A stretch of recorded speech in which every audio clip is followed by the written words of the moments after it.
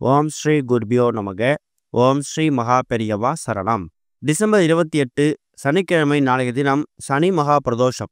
பச்சை கற்பூரம், ஒரே ஒரு அன்னாசிப்பூ, ஒரு கிராம்பு வைத்து ரூபாய் நோட்டு கூட இதை மறக்காம செஞ்சுடுங்க. பணவரவு தாறுமாறாக இருக்கும். அது என்ன தாந்திரிக முறைன்னு பார்க்கறதுக்கு முன்னாடி நம்மளோட வீடியோஸை எப்போ தான் நீங்கள் ஃபஸ்ட் டைம் பார்க்குறீங்கன்னா மறக்காமல் சப்ஸ்கிரைப் பண்ணிக்கோங்க. தொடர்ந்து இது மாதிரி அப்டேட் தெரிஞ்சுக்கிறதுக்கு பக்கத்தில் நோட்டிஃபிகேஷன் பெல்லை கிளிக் பண்ணி ஆல் அப்படிங்கிற செலக்ட் பண்ணிக்கோங்க. இப்போ என்ன பரிகாரம், எத்தனை மணிக்கு செய்யணும் அப்படிங்கிறத பற்றி தெளிவாக தெரிஞ்சுக்கலாம். சனி மகா பிரதோஷம் நம்மளோட வாழ்க்கையில் இருக்கக்கூடிய எல்லா விதமான தோஷங்களையும் ஒரே நாளில் நீக்கிக்க முடியும்னா அப்படிப்பட்ட ஒரு நாள் தான் இந்த சனி மகா பிரதோஷம்.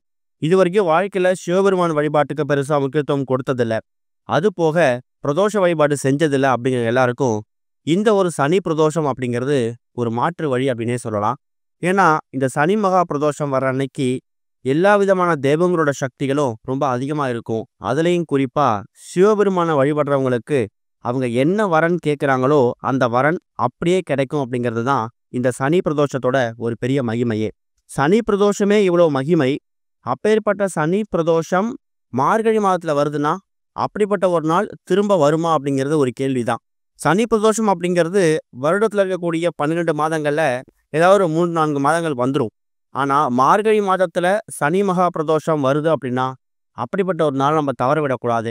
இந்த நாளில் உங்கள் வீடு பக்கத்தில் இருக்கக்கூடிய சிவன் கோவிலுக்கு போயிட்டு அங்கே நடக்கக்கூடிய அபிஷேக ஆராதனைகளை கலந்துக்கோங்க. உங்களால் முடிஞ்சால் நார்த்தங்காய், பன்னீர், இளநீர், அதே மாதிரி அலங்காரம் செய்யறதுக்கு தேவையான வில்வ இலைகள், அருகம்புல் மாலை, மலர் மாலைகள்னு சொல்லி உங்களால் என்ன வாங்கி கொடுக்க முடியுமோ அந்த பொருட்களை நீங்கள் வாங்கி கொடுக்கலாம். நந்தி தேவருக்கும் சிவபெருமானுக்கும் நடக்கக்கூடிய அபிஷேக ஆராதனைகள், அலங்காரங்களை கண் குளிர பார்த்துட்டு வாங்க. அதுக்கப்புறமா நீங்கள் வீட்டுக்கு வந்ததுக்கப்புறம் பலவிதமான நன்மைகள் உங்களுக்கு தானாக வந்து சேரும் அப்படிங்கிறதை நீங்கள் நம்பி தான் ஆகணும். ஏன்னா இந்த சனி பிரதோஷம் அப்படிங்கிறது யார் ஒருத்தவங்க முறையாக இந்த சனி பிரதோஷத்தை வழிபடுறாங்களோ அவங்க 5 வருடத்துக்கான பிரதோஷ விரதத்தை முறையாக கடைபிடித்து வழிபட்ட ஒரு பலனை இந்த ஒரு நாளில் பெற முடியுமா. இது போக இந்த சனி பிரதோஷம் அப்படிங்கிறது தானங்கள் செய்யறதுக்கான ஒரு முக்கியமான ஒரு நாள். இந்த தானம் அந்த தானம் அப்படின்னு இல்லாமல் உங்களால் என்ன தானங்கள் செய்ய முடியுமோ எல்லா விதமான தானங்களையும் நீங்கள் செய்யலாம். பசுமாடு இருந்துச்சுன்னா பசுமாட்டுக்கு உங்கள் கையால் அரிசி, வாழைப்பழம், பச்சை பயிறுன்னு சொல்லி இந்த பொருட்களை ஊற வைத்து அதில் கொஞ்சமாக சர்க்கரை சேர்த்து கொடுக்கலாம். இல்லைனா மாடு வைத்திருக்கிறவங்களுக்கு வஸ்திர தானம் செய்யலாம். இது மார்கழி மாதம் அப்படிங்கிறதால எவ்வளோ பேர் ரோட்டில் குளிராக நடுங்கி தூங்க முடியாமல் கஷ்டப்படுவாங்க. அப்படிப்பட்ட நபர்களுக்கு உங்கள் கையால் போர்வை, கம்பளின்னு சொல்லி என்ன பொருட்கள் வேணாலும் வாங்கி கொடுக்கலாம். இது எல்லாமே இந்த சனி மகா பிரதோஷ அன்னைக்கு நீங்கள் செய்யும்போது சிவபெருமான வழிபட்ட பலன் ஒரு பக்கம் இருந்தாலும் இந்த தானங்களால் ஏற்படக்கூடிய பலன் அப்படிங்கிறது உங்களுக்கு வாழ்க்கையில் நடக்கக்கூடிய எல்லா நல்ல விஷயங்களையும் இரட்டிப்பாக மாற்றிடும். சரி, இது போக இப்போ நாம் சொல்லக்கூடிய இந்த ஒரு பரிகார முறை, தாந்திரிக முறை இருக்குல்ல, இந்த ஒரு பரிகார முறையை மாலை ஒரு 6-7 மணிக்கு மேலே பிரதோஷ வேலை முடிந்து, இந்த பிரதோஷ வேலை அப்படிங்கிறது மாலை 4:30 மணிலேருந்து 6 மணி வரைக்கும். இந்த நேரத்தில் தான் சிவன் கோவிலில் அபிஷேக ஆராதனைகள் நடக்கும். அதில் போயிட்டு கலந்துக்கிட்டாலும் சரி, கலந்து காட்டியும் சரி. ஏன்னா இப்போ நாளைக்கு சனிக்கிழமை அப்படிங்கிறதால நிறைய பேருக்கு ஓய்வு நேரம் இருக்கலாம், சில பேருக்கு ஆஃபீஸ் ஒர்க்கு வேலை இருக்கலாம், அவங்க கோவிலுக்கு போக முடியாத சுச்சுவேஷனில் ஏற்படலாம். அப்படிப்பட்டவங்க உங்களால் முடிஞ்ச நேரத்தில் போயிட்டு சிவபெருமான பிரதோஷ நாளைக்கு வணங்கிட்டு வீட்டுக்கு வந்துடுங்க. மாலை ஒரு 6-7 மணிக்கு மேலே பிரத்யேகமாக நீங்கள் உங்கள் வீட்டோட பூஜை அறையில் சிவபெருமானுக்கு வழிபாடு நடத்தணும். பெருசாக நைவேத்தியங்கள் செய்யணும் அவசியம் இல்லை.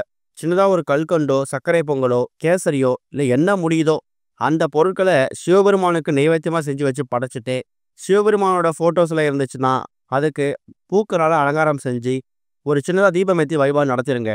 அதுக்கப்புறம் உங்களோட ஓய்வு நேரம், அதாவது பூஜையெல்லாம் முடிச்சுட்டு நீங்கள் அமர்ந்து ஓய்வில் உட்காந்துருப்பீங்களே அந்த நேரத்தில் பரிகாரத்தை செய்யலாம். இந்த பரிகாரத்தை நீங்கள் செய்யறதுக்கு உங்களுக்கு தேவையான மொத்தமான பொருட்கள் ஒரே ஒரு ரூபாய் நோட்டு. இந்த ரூபாய் நோட்டு அப்படிங்கிறத இந்த பரிகாரத்தை நீங்கள் செஞ்சு வச்சுட்டிங்கன்னா அதுக்கப்புறம் அதை நீங்கள் செலவு பண்ணக்கூடாது. அதனால ரொம்ப பெரிய தொகையாக எடுத்துக்காமல் 50 ரூபாயோ, 100 ரூபாயோ, 200 ரூபாயோ இது மாதிரி ஒரு சிறிய தொகை எடுத்துக்கோங்க.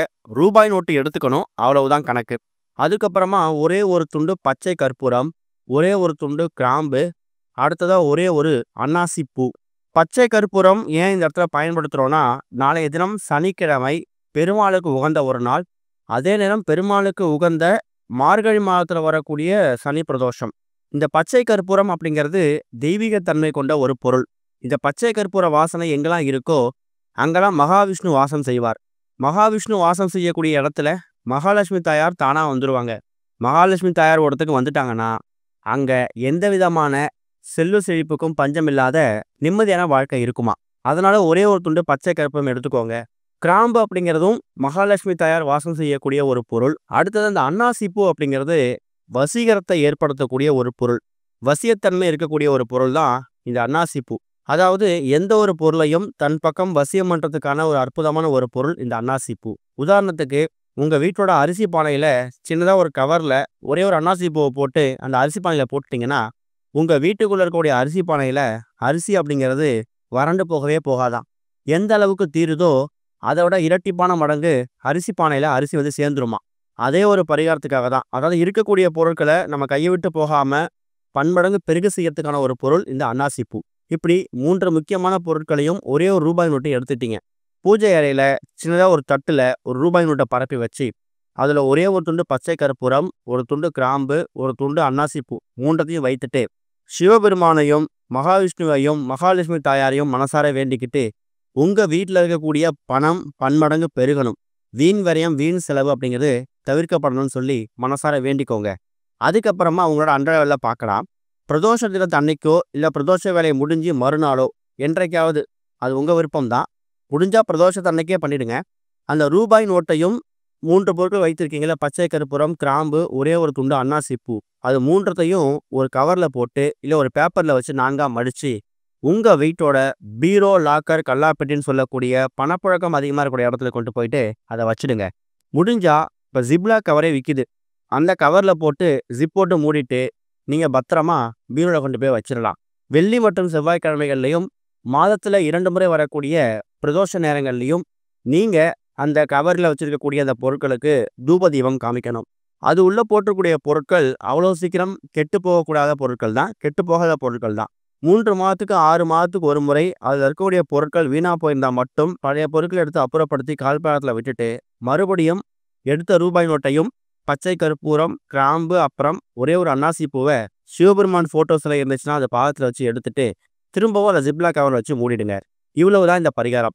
சரி, இந்த பரிகாரத்தை செஞ்சு வச்சுட்டோம், பணம் தானா வந்துருமா அப்படின்னு கேட்டிங்கன்னா, ஏன்னா அப்படி கேட்கக்கூடிய நபர்களும் நம்ம வீடியோக்கிட்ட கமெண்ட் போடுறாங்க. இந்த விஷயத்த பண்ணுறதால வேலைக்கு போகாமல் பணம் வந்துடும் அப்படிங்கிற அர்த்தம் கிடையாது. நீங்கள் வேலைக்கு போகக்கூடிய இடத்துல சரியான ஊதியம் உங்கள் கைக்கு வந்து சேரும். இழுத்தடிக்கப்பட்டிருக்கக்கூடிய பணம் வந்து எந்த விதமான தங்கு தடையும் இல்லாமல் உங்கள் கைக்கு வந்து சேரும். போகக்கூடிய இடத்துல 1000 ரூபாய் சம்பளம், ஆனால் 800 தான் கைக்கு வருது. 200 வீண் விரைய வீண் செலவாகுதாம். அப்படிப்பட்ட விஷயங்கள்லாம் தடுக்கப்படும். உங்கள் திறமைக்கேற்ற அங்கீகாரம் கிடைக்கலையா, இந்த விஷயங்கள் செஞ்சுட்டு நீங்கள் கடவுள் பக்தியோட உங்கள் உழைப்பை போடும்போது உத்தியோக உயர்வு, ஊதிய உயர்வுன்னு சொல்லி உங்கள் முன்னேற்றத்துக்கான எல்லா வழிவகையும் இது ஏற்படுத்தும். ஏன்னா மார்கழி மாதத்தில் வந்திருக்கக்கூடிய இந்த சனி மகா பிரதோஷம் அப்படி இருக்கு இல்லையா, இது மகாவிஷ்ணுவுக்கும் சிவபெருமானுக்கும் மகாலட்சுமி தாயாருக்கும் உகந்த அற்புதமான ஒரு நாள். இந்த நாளை நீங்கள் மறுபடியும் பயன்படுத்திக்கிட்டு 3 விதமான தேவங்களோட அருளை ஒரு சேர பெறும்போது எல்லா கஷ்டங்களும் நீங்கி இனிமேல் நல்லது மட்டுமே நடக்கும். ஓம் ஸ்ரீ குருபியோ நமக. ஓம் ஸ்ரீ மகா பெரியவா சரணம்.